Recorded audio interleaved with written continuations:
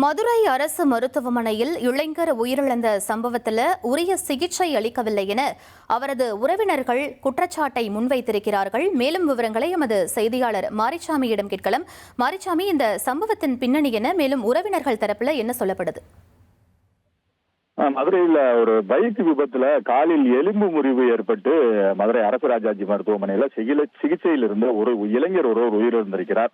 அது கட்டு போடுவது தொடங்கி மருந்து வாங்குவது என அனைத்துக்கும் பணம் கேட்கிறாங்க, உரிய சிகிச்சை அளிக்கல அப்படின்னு குற்றச்சாட்டுகளை சொல்லி அந்த உடலை வாங்க மறுத்திருக்காங்க அந்த உறவினர்கள். மதுரை எல்லிஸ் நகர் ஆஞ்சநேயர் கோயில் தெரு பகுதியைச் சேர்ந்தவர் பரமேஸ்வரன். அவர் கடந்த ஞாயிற்றுக்கிழமை தனது நண்பருடன் பைக்கில் பின்னால் அமர்ந்து சென்ற போது பஸ் மீது மோதிய சிறிய விபத்துல காலில் ஏற்பட்டு பரமேஸ்வரன் அரசு ராஜாஜி மருத்துவமனையில அனுமதிக்கப்பட்டிருக்காரு. இந்த நிலையில கடந்த 4 நாட்களா கையில் இருந்த காயத்திற்கு கூட மருந்தளிக்காம, உரிய சிகிச்சை அளிக்காம மருத்துவர்கள் அலட்சியமா செயல்பட்டதால அந்த இளைஞரோட உயிர் பறிவு இருக்கு. உயிரிழந்ததாக கூறி இளைஞரின் குடும்பத்தினர் உடலை வாங்க மறுத்திருக்காங்க. இது வந்து தவறான சிகிச்சை, சரியான சிகிச்சை அளிக்கல.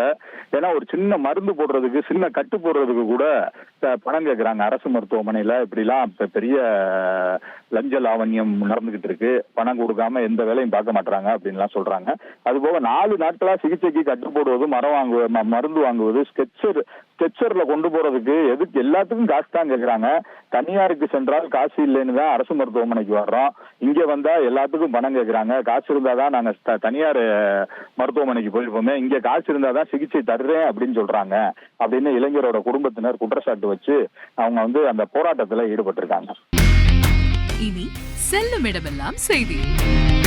தந்தி டிவியின் வாட்ஸ்அப் சேனலை ஃபாலோ பண்ணினா செல்ல இருக்கும் இடமெல்லாம் செய்தி. இதோ QR கோட், இப்பவே ஸ்கேன் பண்ணுங்க, ஃபாலோ பண்ணுங்க.